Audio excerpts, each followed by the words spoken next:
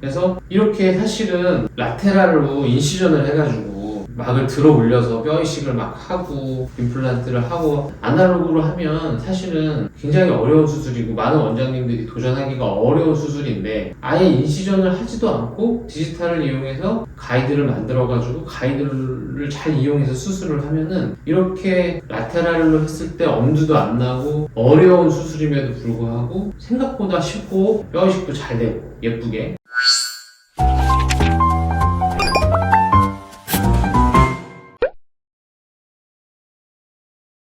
안녕하세요. 평범한 동네 치과 의사 서정욱입니다. 오늘은 제가 최근에 임플란트 하는 것 중에 계속 하던 건데 좀 더 방법이 정리가 됐다고 해야 되나? 그런 게 하나 있어서 소개를 드리려고 해요. 제가 이제 보통 상악동을 피해서 이제 디지털을 이용해서 임플란트를 하는 것들을 많이 보여드렸는데 어쩔 수 없이 피할 수가 없어서 상악동에다가 임플란트를 넣을 수밖에 없는, 그래서 상악동 거상술과 뼈 이식을 동반하면서 임플란트를 식립해야만 하는 케이스들이 있습니다.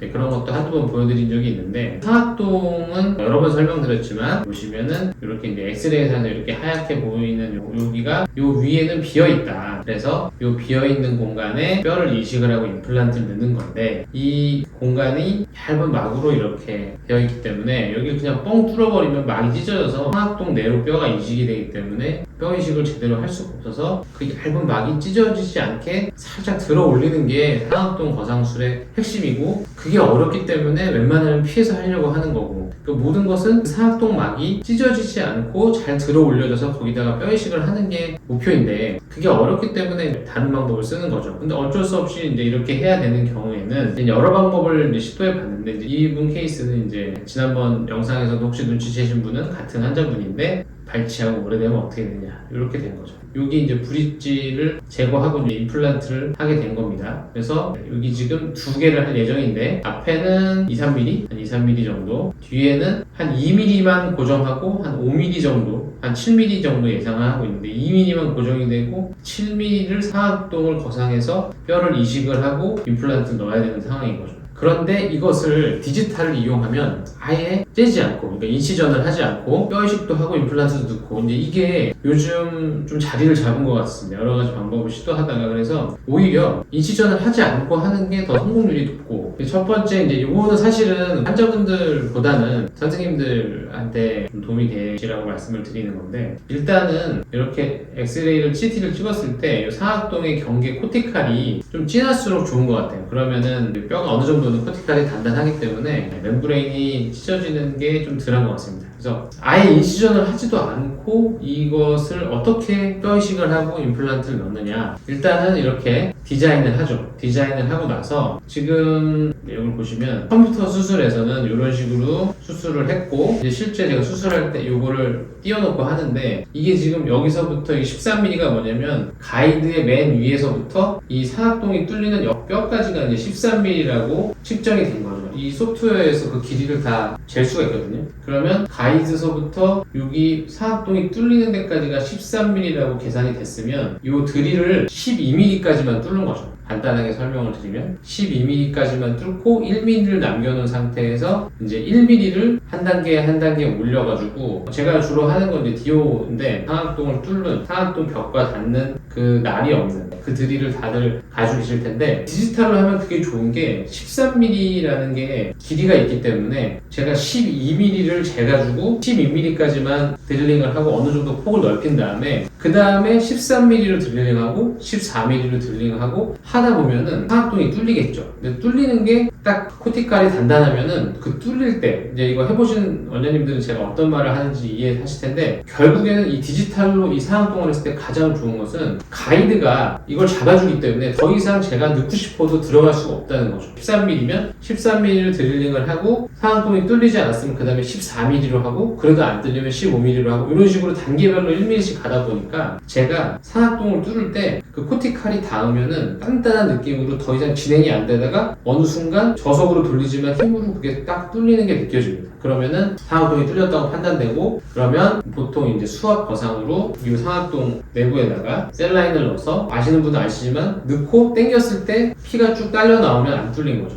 그렇게 그러니까 뚫렸는지 안 뚫렸는지는 일단 수압 거상을 해서 다시 반대로 당겼을 때 블리딩이 쭉 따라 올라오면은 이 막이 들려지면서 이 내부에 피가 차가지고 그 피가 나오는 거기 때문에 안 뚫렸다는 거고요. 만약에 당겼는데 피가 안 나온다 그러면 막이 찢어져가지고 저 위로 올라가 버린 거라서 블리딩이 되지 않아요. 빨간색 피가 나오지 않죠. 그리고 또 하나는 코를 막고 코를 불어서 만약에 찢었으면 바람이 쭉 빠져나오고 찢어지지 않았으면 바람이 나오지 않죠. 두 가지로 확인을 할 수가 있습니다. 가장 좋은 거는 제가 다양한 드릴을 써보고 했는데 결국에는 가이드를 낀 상태에서 1mm씩 전진하는 게 가장 상악동을 안전하게 뚫을 수 있는 방법인 것 같아요. 도구 자체도 중요하지만 요즘은 뭐 상악동을 뚫는 그 드릴들은 회사별로 다 잘 나오잖아요. 상악동을 뚫는 그 면은 날이 없게 만들어가지고 결국에는 힘으로 쭉 밀고 들어가는 건데 가이드가 없으면 제 손의 힘으로 쑥 들어가다가 이게 막이 찢어지는데 이거는 어차피 가이드가 딱 더 이상 1mm 이상은 전진할 수 없도록 디자인이 되어 있기 때문에 들어가지가 않아지잖아요. 그래서 결론은 뭐냐면 제 손의 힘으로 상악동을 뚫는 게 아니라 뚫더라도 가이드에서 걸려가지고 막이 거의 찢어지지 않더라. 그래서 최근에 한 케이스는 하나도 찢어진 케이스가 없었기 때문에 코티칼이 얇은 경우도 찢어지지 않고 잘 되는 걸 확인하고 이번에 이렇게 소개를 드리는 거고 뚫린 다음에 아까 말씀드린 대로 수압 거상을 하고 당겨서 블리딩이 되는 거 확인하고 코를 막고 불어서 뚫리지 않는 걸 확인하면 그 다음에는 제가 또 어떻게 하냐면 자 한번 상상을 해보십시오. 인시전을 하지 않고 구멍만 뚫어가지고 지금 상악동만 오픈을 시켜놓은 거죠.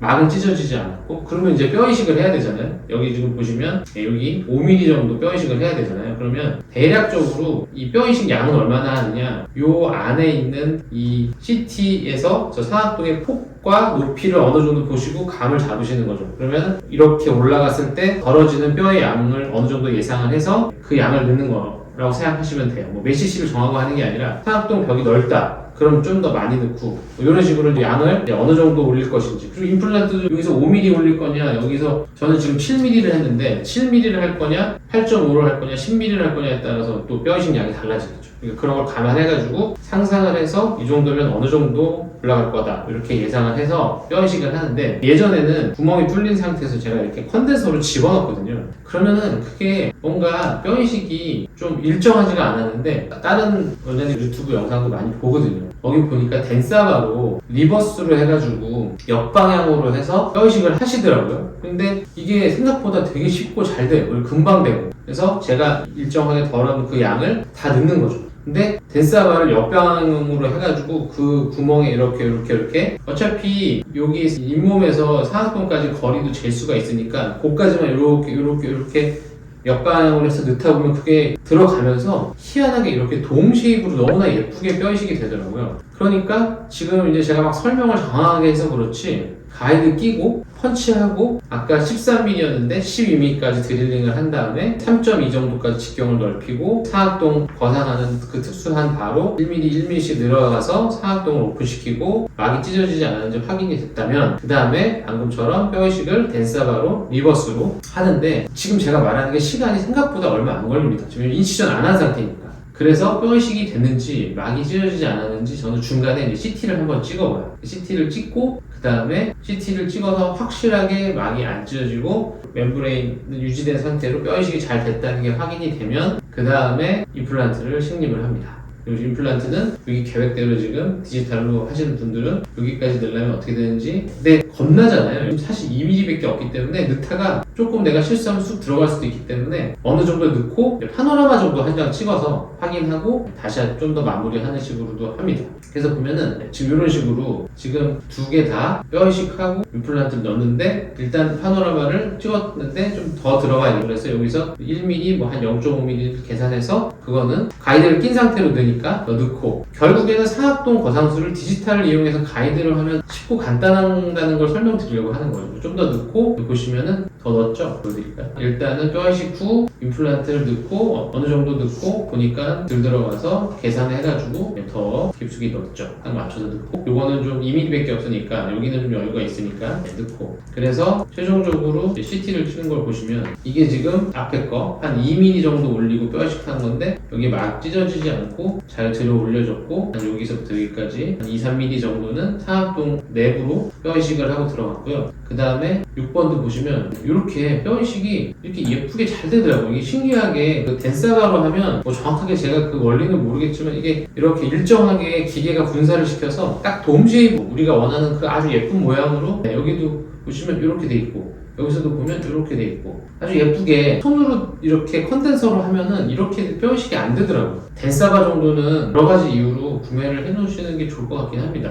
어쨌든 그래서 지금 이것도 이렇게 정확하게 위치가 되어 있고 딱 제가 원하는 만큼 원하는 양으로 뼈 이식이 되어 있고 여기도 지금 이렇게 되어 있는데 여기도 이렇게 그래서 이렇게 사실은 라테랄로 인시전을 해가지고 막을 들어 올려서 뼈 이식을 막 하고 임플란트를 하고 아날로그로 하면 사실은 굉장히 어려운 수술이고 많은 원장님들이 도전하기가 어려운 수술인데 아예 인시전을 하지도 않고 디지털을 이용해서 가이드를 만들어가지고 가이드를 잘 이용해서 수술을 하면은 이렇게 라테랄로 했을 때 엄두도 안 나고 어려운 수술임에도 불구하고 생각보다 쉽고 뼈 이식도 잘 되고 예쁘게 그래서 제가 이런 케이스들을 최근에 좀 최종적으로 가이드를 이용해서 해야 되겠다는 생각이 확실하게 들어서 하고 있는데 다 잘 됐어요 일단 최근에 그래서 한번 말씀드리려고 합니다.